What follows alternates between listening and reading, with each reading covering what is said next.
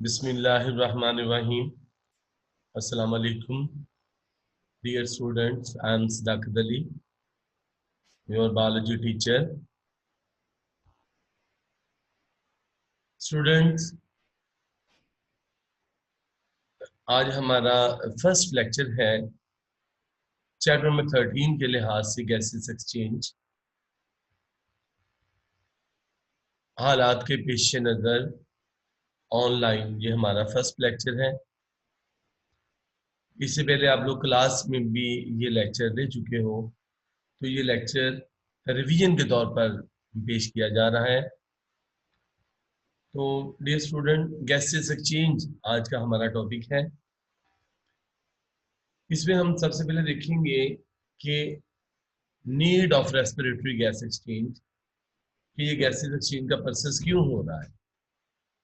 तो इसमें gases exchange जो है, रेस्पिरेटरी गैसेस एक्सचेंज जो है, it is very important process, जो कि पर्टिकुलरली ऑर्गेनिज्म के लिए, एनर्जी के लिए very important process. Living organism need continuous energy supply and respiration, important metabolic activity provide energy to living organism, mean respiration की वजह से ऑर्गेनिज्म को एनर्जी मिल रही है। और स्टूडेंट, आप जानते हो कि अगर एनर्जी होगी तो हम अपनी डेली एक्टिविटीज अच्छे तरीके से परफॉर्म कर सकते हैं। अगर ऑर्गेनिज्म के पास एनर्जी ही नहीं है तो वो अपनी एक्टिविटीज जो डेली लाइफ में कर रहे हैं उनको अच्छे तरीके से परफॉर्म नहीं कर सकते। लेवल्स ऑफ रेस्पिरेशन एक ऑर्गेनिज्मिक लेवल है, जिसको हम ऑर्गेनिज्मिक रेस्पिरेशन भी कहते हैं, और सेकंड सेलुलर रेस्पिरेशन। जो सेलुलर रेस्पिरेशन है ये हम चैप्टर नंबर 11 में डिटेल के साथ डिस्कस करेंगे। इस सेलुलर रेस्पिरेशन का प्रोसेस क्या है, ये किस तरीके से होता है, और मेन रेस्पिरेशन यही है। इसका मैंने थोड़ा सा स्केच आपके सामने जो है ना आपके लिए बनाया है। तो इसमें डिफरेंट प्रोसेसेस आपको नजर आ रहे हैं, जिसके रिजल्ट के तौर पर एटीपी मीन एनर्जी मिल रही है सेल को। जो ऑर्गेनिज्मिक लेवल है टाइप्स ऑफ रेस्पिरेशन में, इसमें कंपैरिजन दिया हुआ आपके सामने। एक ऑर्गेनिज्मिक रेस्पिरेशन है, एक सेलुलर रेस्पिरेशन है। जो ऑर्गेनिज्मिक रेस्पिरेशन है इसमें आप लोग फेमिलियर हो इस टर्म से, इंस्पिरेशन, एक्सपिरेशन, इनहेलेशन, एक्सहेलेशन। इसमें होता क्या है, ऑर्गेनिज्मिक रेस्पिरेशन में fresh air containing more oxygen is pumped into the lungs and air with more carbon dioxide is pumped out of the lungs, यानी inhalation, exhalation। फिजिकल और mechanical ये process है और इसमें एनर्जी वगैरह प्रोड्यूस नहीं होती। इसको हम ब्रीदिंग या वेंटिलेशन भी कहते हैं। सेकंड जो प्रोसेस है रेस्पिरेशन, सेलुलर रेस्पिरेशन, अभी मैंने आपको इसके बारे में बताया। Cell utilize oxygen, produce carbon dioxide, extract, conserve energy from the food. Food molecule in the form of ATP, जो हम फूड खाते हैं, इससे जब इसकी ऑक्सीडेशन होती है तो इसके रिजल्ट के तौर पर ऑर्गेनिज्म को एनर्जी मिलती है in the form of ATP.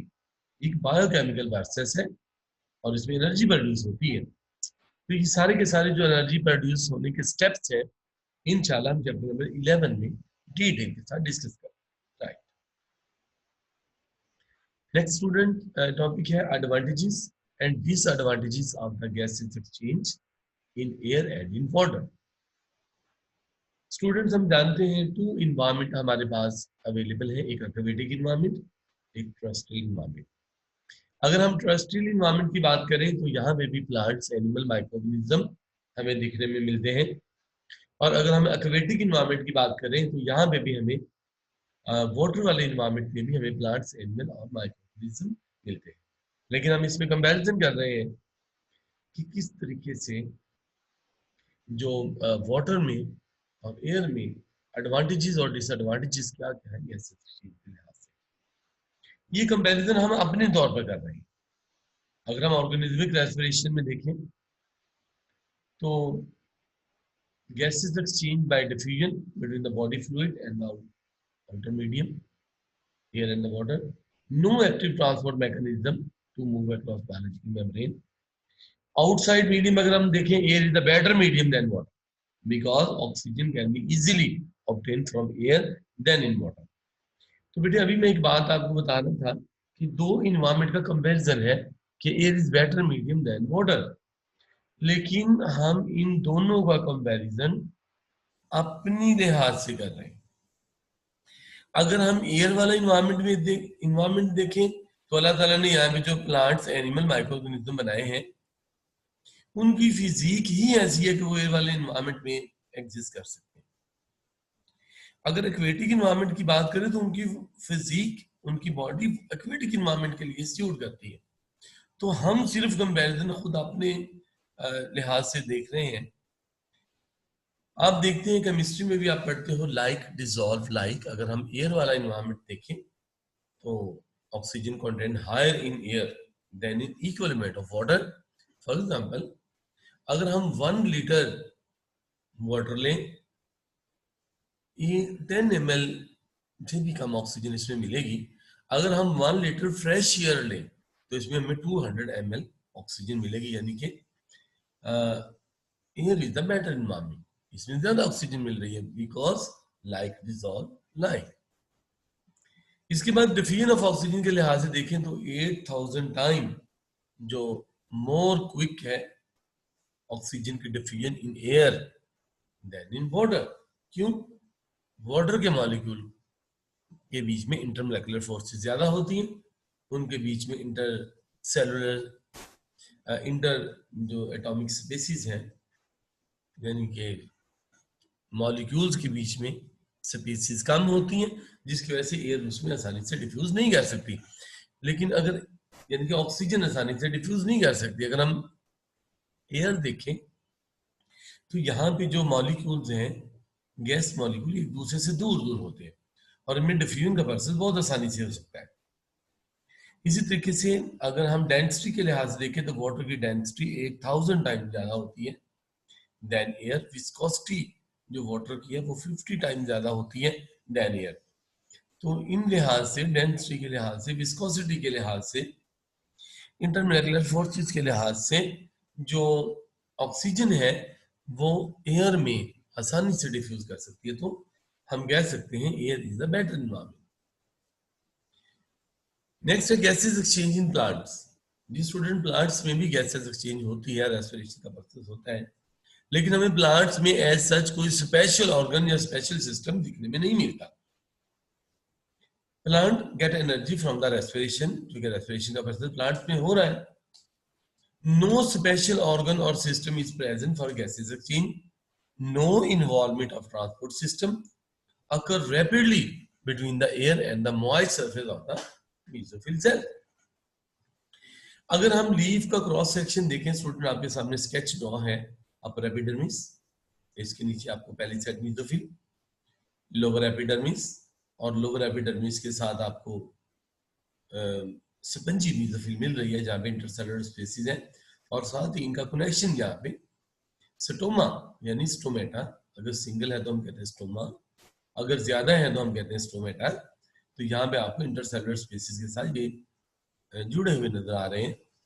तो इस तरीके से एयर जो है इन इंटरसेलुलर स्पेसीज में, जो एयर स्पेसीज है, यहाँ पे बहुत आसानी से डिफ्यूज कर सकती है, राइट। दूसरा है अगर हम देखें प्लांट में gases exchange stomata present in leaves and the young stem. 12,000 stomata per square centimetre in the tobacco leaf. ये देखिए आपके सामने स्टोमेटा नजर आ रहे हैं, लीव्स नजर आ रहे हैं। अगर हम टोबैको प्लांट की बात करें तो उनमें पर स्क्वायर सेंटीमीटर 12,000 स्टोमेटा होंगे, यानी कि एक लीफ सरफेस के ऊपर हजारों की तादाद में, बल्कि लाखों की तादाद में स्टोमेटा हो सकते हैं, डिपेंड करते हैं लीफ के साइज के ऊपर। Oxygen enter through the stomata lead to the intercellular species. तो ये स्टोमेटा एक मेन चैनल है प्लांट्स में जहां से गैसेस एक्सचेंज होती है। दूसरा, जनरल सरफेस के जरिए भी प्लांट्स में गैसेस एक्सचेंज होती है। Involve in gases exchange general surface between the roots and the species in the soil. इसी तरीके से दूसरा जो इंपॉर्टेंट स्ट्रक्चर है वो लेंटिसेल्स है। लेंटिसेल्स क्या होते हैं स्टूडेंट्स? आप लोगों ने देखा होगा कि अमूमन जो बड़े बड़े ट्रीज हैं उनकी समटाइम बाग बल्जेस आउट होती है, बाहर की तरफ हमें थोड़ी सी स्लाइटली बड़ी हुई नजर आती है, जहाँ पे सॉफ्ट वुड होती है, जहाँ पे इंटरसेलुलर स्पेसिस भी ज्यादा होती हैं। इन जगह पे पोर्स होते हैं डेड कॉक्स टिश्यू में, जिनको हम लेंटिसेल्स कहते हैं, present in the old stem involved in gases exchange. तो ये जो ओल्ड स्टेम में ये जो लेंटिसेल्स होते हैं, पोर्स लाइक स्ट्रक्चर होते हैं कॉर्क टिश्यू में, ये भी गैसेस एक्सचेंज के लिए इन्वॉल्व होते हैं। प्लांट्स के बाद सेकंड जो हमारे पास कैटेगरी है वो एनिमल्स हैं। Respiratory organ in representative aquatic and the terrestrial animals. Animals जो हैं हमें बताएं कि एयर वाले इन्वायरमेंट में यानी कि टेरेस्ट्रियल इन्वायरमेंट में भी है और एक्वेटिक इन्वायरमेंट में। हम इस टॉपिक में डिस्कस करेंगे सबसे पहले कि जो टेरेस्ट्रियल इन्वायरमेंट है यानी कि एयर वाला इन्वायरमेंट, यहाँ पे लंग्स अवेलेबल हैं एनिमल्स के लिए, और जो एक्वेटिक इन्वायरमेंट है वहां पे गिल्स हैं फॉर द रेस्पिरेशन। हम देखेंगे दोनों इन्वायरमेंट में यानी कि aquatic environment and terrestrial environment, यहाँ पे गैसेस एक्सचेंज किस तरीके से होता है। तो गैसेस एक्सचेंज के लिए मैंने आपको बताया लंग्स और गिल्स, इनकी कुछ स्पेसिफिक प्रॉपर्टीज होती हैं। नंबर 1 जो कि रेस्पिरेशन के लिए बहुत इंपॉर्टेंट है, जैसे large surface and the moisture, कि ये जो गिल्स हैं जो लंग्स हैं, एक तो पहली बात इनका सरफेस एरिया ज्यादा होना चाहिए, और दूसरी बात ये सरफेस मॉइस्ट होनी चाहिए, नमदार होनी चाहिए, ताकि बहुत आसानी से गैसेस बीच में डिफ्यूज कर सके। Lungs in the land vertebrates and gills in the fish. Second जो कैरेक्टरिस्टिक फीचर है रेस्पिरेटरी सर्फेसिस का वो है थिन एपिथेलियम, यानी कि गिल्स और लंग्स की जो एपिथेलियम है वो थिन होनी चाहिए। जितना ये स्ट्रक्चर थिन होगा उतना बहुत आसानी से डिफ्यूजन हो सकेगी गैस की, वेंटिलेशन।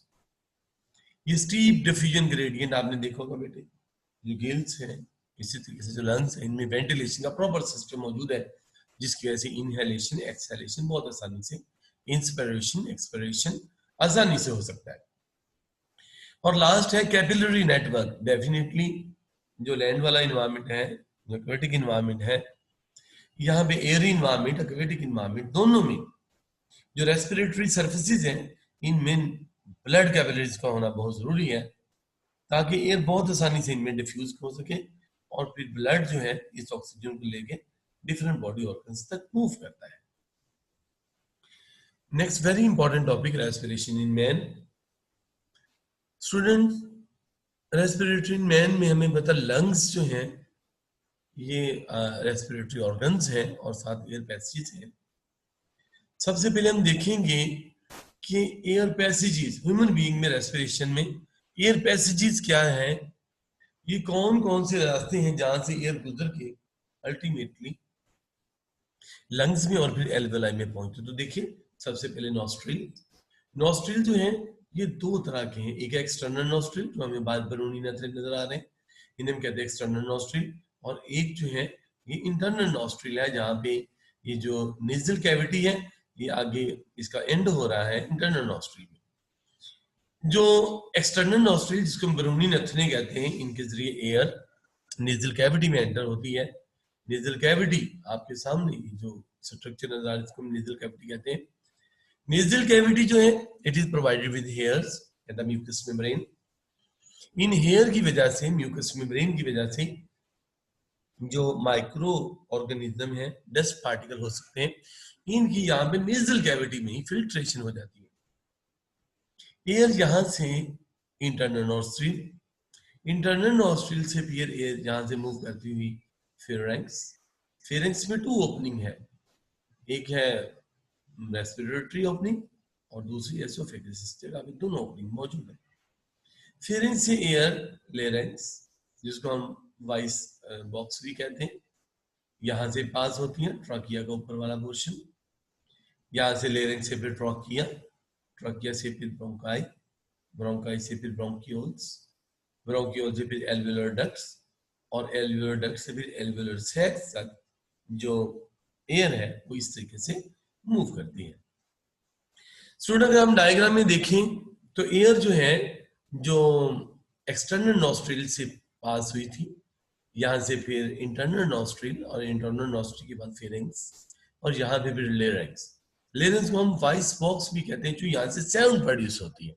ट्रकिया का ये ऊपर वाला पोर्शन है, कार्टिलेज का बना हुआ है, और यहाँ पे इसके अंदर 2 वोकल कॉर्ड्स होते हैं जो कि वाइब्रेट करते हैं। वाइब्रेट की वजह से जो साउंड है उसको हम टंग की मूवमेंट से अल्फाज की फॉर्म में बाहर निकालते हैं। तो ये लेरेंक्स है। इसकी बात ट्रॉकिया, अगर हम ट्रॉकिया को देखें तो ये इसको हम विंड पाइप भी कहते हैं। जो ट्रॉकिया है ये कार्टिलेज का बना हुआ है, और इस पे सी शेप कार्टिलेजिनस रिंग होते हैं, यानी कि इनकम्प्लीट, ये जो आपको छोटे छोटे स्ट्रक्चर नजर आ रहे हैं ये सी शेप रिंग होते हैं, जो कि इसकी स्ट्रक्चर को मेंटेन करने के लिए बहुत जरूरी होते हैं। इसके साथ साथ एयर यहाँ से ट्रॉकिया से गुजर के, जो कि सी शेप कार्टिलेजिनस रिंग से मिलकर बने हुए हैं, इसके बाद ब्रोंकस एक को कहते हैं, ये ब्रोंकाई जो कि अपने अपने लंग्स में मूव करेंगे। एयर इन ब्रोंकाई से, इनका भी ये सी शेप कार्टिलेजिनस रिंग से मिलकर बने होते हैं, सिर्फ इनका डायमीटर जो है वो ट्रॉकिया से कम होता है। यहाँ से एयर जो है फिर ब्रोंकस से ब्रोंक्यूल्स, ये और भी ये सब डिवाइड होके नेक्स्ट जो है वो ब्रोंक्यूल, यहाँ पे सी शेप कार्टिलेजिनस रिंग नहीं होते। फिर आगे एल्वियोलर डक्ट और एल्वियोलाई में एयर मूव करती है। इस तरीके से ये एयर पैसेजेस हमने डिस्कस किए कि एयर एक्सटर्नल नॉस्ट्रिल से किस तरीके से एल्वियोलर डक्ट तक मूव करती है। स्टूडेंट ये देखिए आपके सामने मैंने लंग्स को जरा और हमने विजिबल किया है कि लंग्स में एल्वियोलाई, ये देखेंगे आपको स्ट्रक्चर नजर आ रहे हैं, राउंड राउंड सा structure, all these are alveoli and these are surrounded by blood capillaries. तो जो एल्वियोलाई है, एल्वियोलस है, ये सरफेस एरिया को इंक्रीज करते हैं ताकि यहाँ पे मैक्सिमम गैसेस एक्सचेंज हो सके। तो ये था सिर्फ एयर पैसेज, एयर किधर से मूव करती है और फिर एल्वियोलाई तक पहुंचती है। तो ये था स्टूडेंट आज का लेक्चर। इंशाल्लाह नेक्स्ट हम डिस्कस करेंगे कि ह्यूमन बीइंग में इंस्पिरेशन और एक्सपिरेशन का प्रोसेस किस तरीके से होता है, मैकेनिज्म क्या है, और ये किस तरीके से ये प्रोसेस कंप्लीट होता है। तो आपसे मैं इजाजत चाहूंगा, इंशाल्लाह नेक्स्ट लेक्चर में फिर आपकी खिदमत में हाजिर होंगे। तब तक के लिए अल्लाह हाफिज।